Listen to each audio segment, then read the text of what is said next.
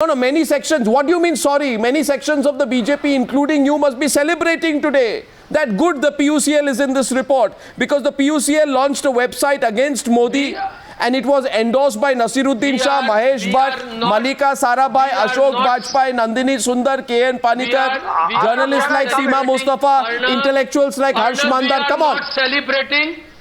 We are not celebrating because one is named or the other is named. We are really concerned that this is such a sensitive issue, touches the growth, development and economy of the country. There is no question of individual perception coming into picture. No, 1 second. It's a larger national interest which is to be looked at. Simply because Gautam Thakkar did something against Mr. Modi, Gautam, and that we celebrate is out of question. No, 1 second. I'm not. See, again, you are being touchy. One second. No, Mr. Gautam Thakkar have NGOs in Gujarat. Any other consideration? Have NGOs in Gujarat. Have NGOs in Gujarat. They've got a lot of foreign money, crores of rupees, as per the IB report. NGOs in Gujarat from strange sources, Germany, Italy, America, and many of them are working against a lot of projects of the state government. So my question to you, sir, is why is so much money coming in?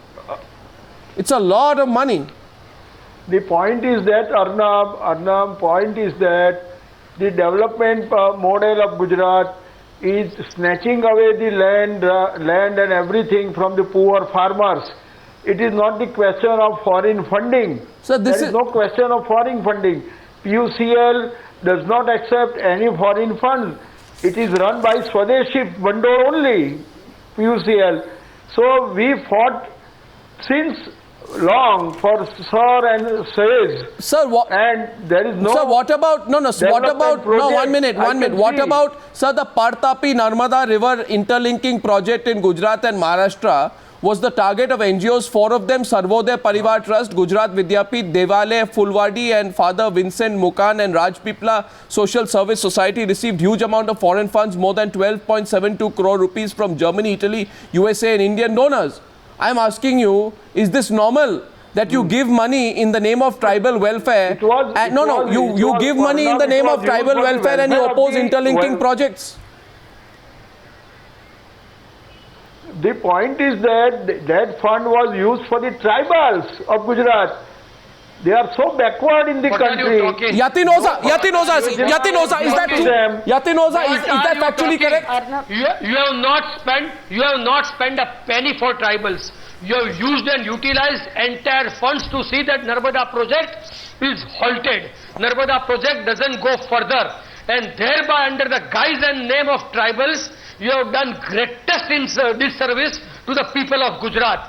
Have you ever seen Yojana has been already there for 121 meters in the 2001. It is 2001. It was 2001. You people it was ready by 2001. Arnab, what are you talking? In the name of tribals, you have tried your utmost to ruin the Gujarat. And people of Gujarat are the worst sufferers. Arnab, and to the it was already there up to 121 meters since last 6 years. Nothing has been done by this government preparing the canals or everything. Nothing has been done. Sir, the question is, sir, this is a very, 1 minute, it's an intricate web. 1 minute, there is an intricate web. Just a minute. Permit me to complete. Yatinoza, just remember this is a very interesting plot. These are the people who are responsible for government spending 56,000 crores of rupees more on Narmada project because of the we'll get the answers. 1 minute. Because of the delay in 1 minute. Now there is, sir, 1 minute. Just a minute. There is another NGO called, 1 second, in Gujarat. There is another NGO called MARAG. Okay. The president Marg, okay. Now it has come to notice for instigating, managing and leading few agitations against some special investment regions of Dholera and Mandal Bechari. My question is, if this Intelligence Bureau report is indeed correct, then the person who is the director of this NGO joins the Congress party in February this year. It's amazing. He joins the Congress party in February this year. And this same organization which works against the special investment regions now gets funding from the following sources. Divya Raghunandan, I know, no, 1 second. You know who all it gets money from? It gets money from Save the Children. Yeah. It gets money from another biodiversity in Tibet. It gets money from the International Fund for Agricultural Development in Italy. It gets money from Oxfam, and it gets money from the Canada-India Village Fund. How can, I mean, organizations which have a political angle receive foreign funds from 6 or 7 diverse sources? Why does one group, Divya, please tell me, why does one group which works in one area gets funds from all kinds of sources and operates with a political angle, with a member joining a political party? What's going on here, Mr. Raghunandan, in your view?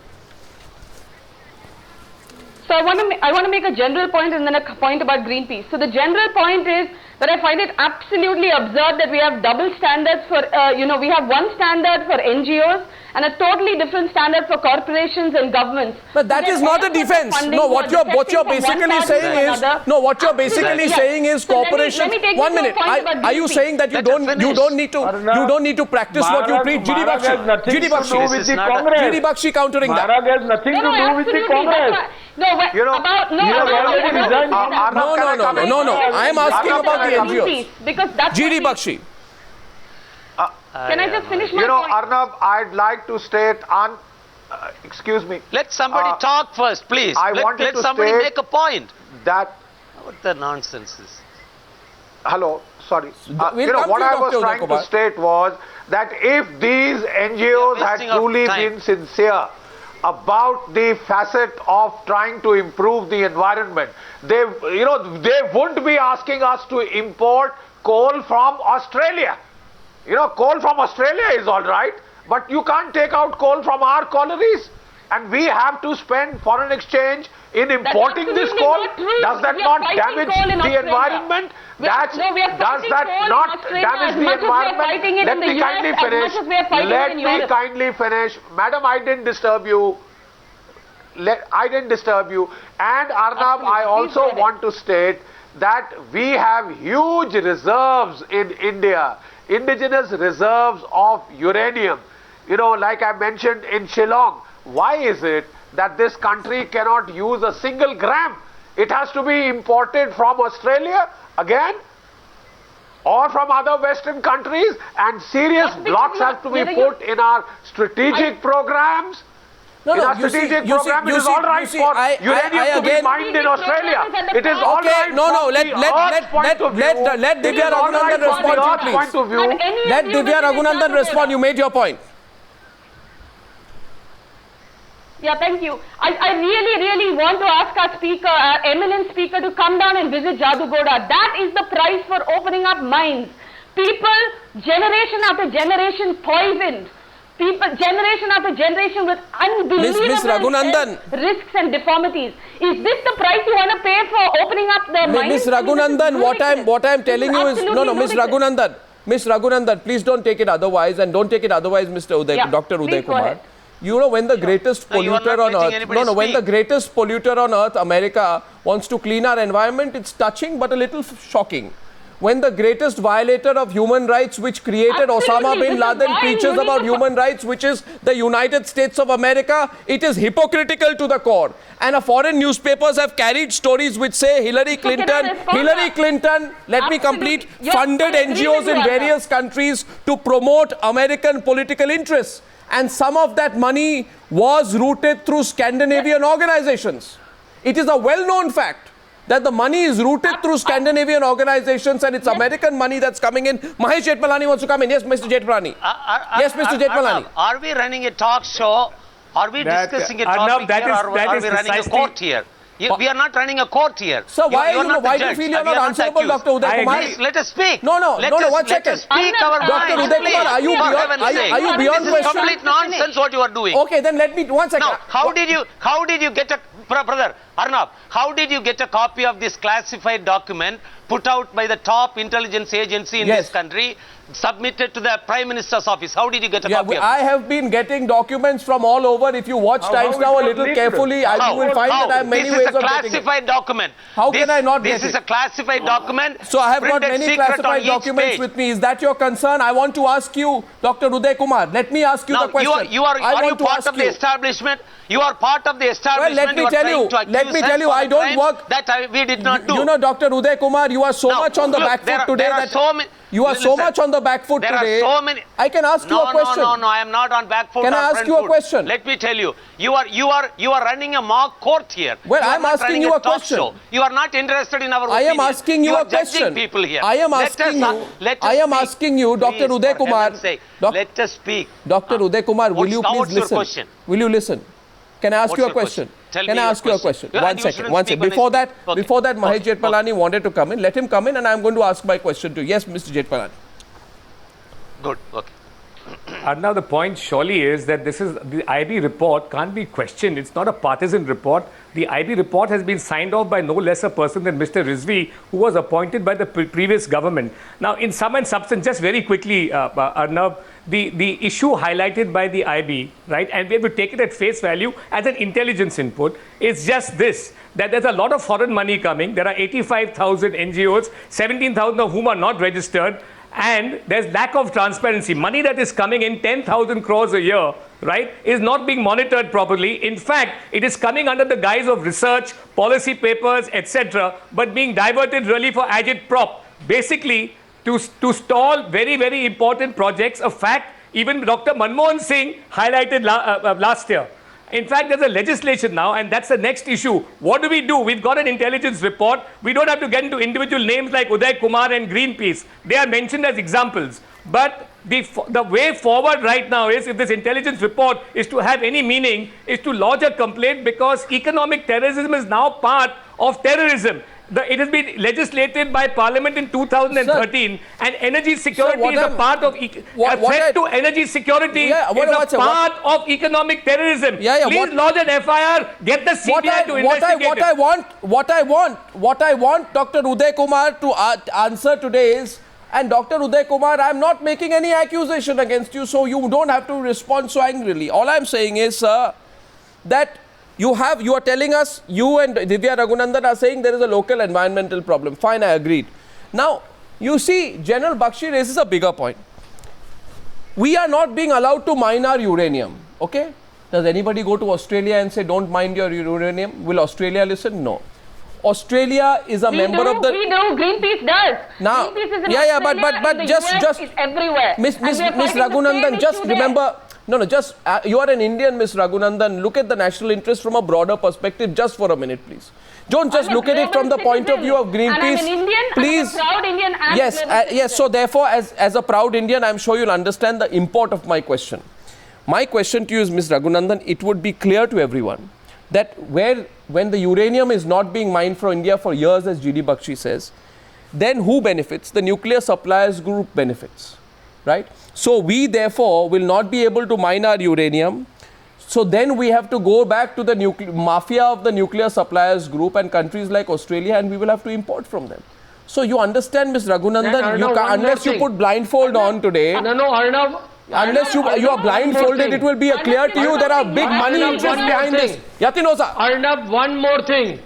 The foreign exchange that we spend on import, please consider that if we save that amount can be used for better sanitation, health, education, road, potable drinking water and whatnot. Yeah.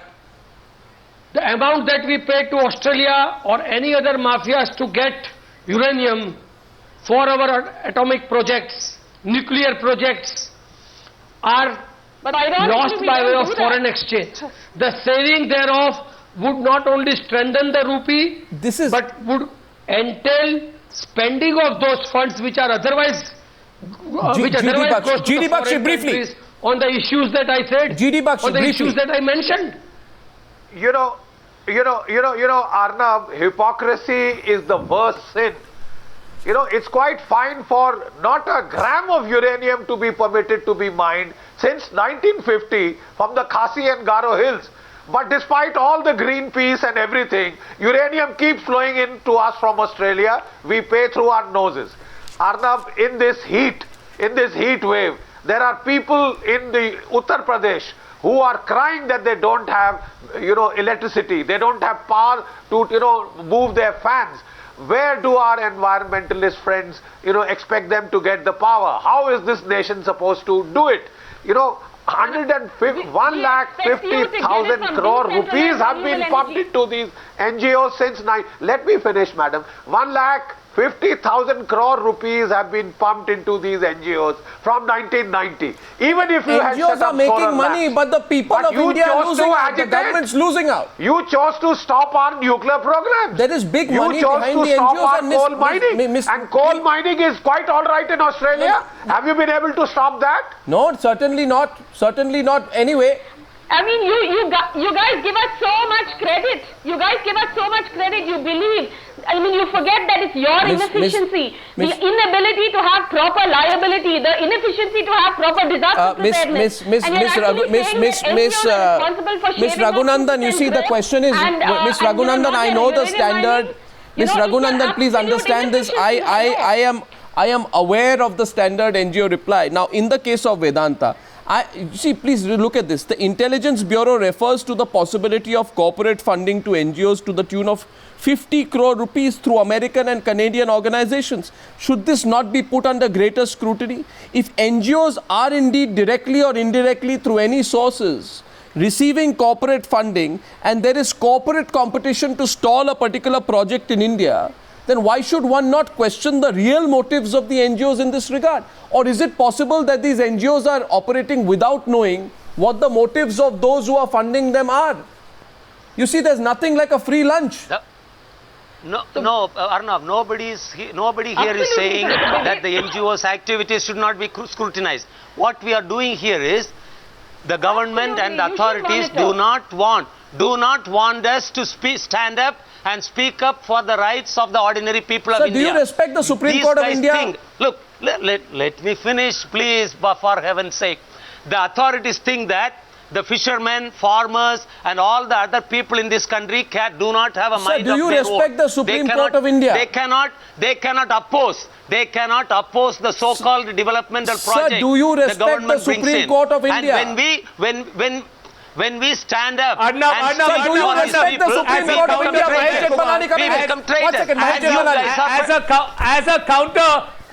As a counter to what Uday Kumar says, please let me state that the IB report says in the specific case of the Kudankulam nuclear plant in Tamil Nadu, the IB was baffled because the money paid to the agitationists was so high that nobody could compete. They didn't want to come to the table. They were repeatedly called to the table to discuss the demands about why they were stalling the project. Stalling the project, and they refused to come. They refused to come because they were more interested. They were more interested in the money they were pocketing. You are making a wrong accusation. This is the IB report. Rubbish. They were more interested in the money they were receiving than coming to the table and sorting out the project.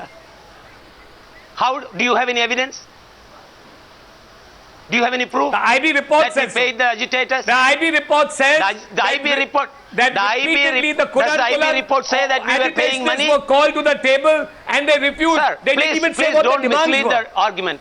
Please don't mislead the argument. Let us argue like intelligent human beings. The IB report, as far as I know, is not saying that we were paying money to the people who were fighting for their life and their right to life and livelihood.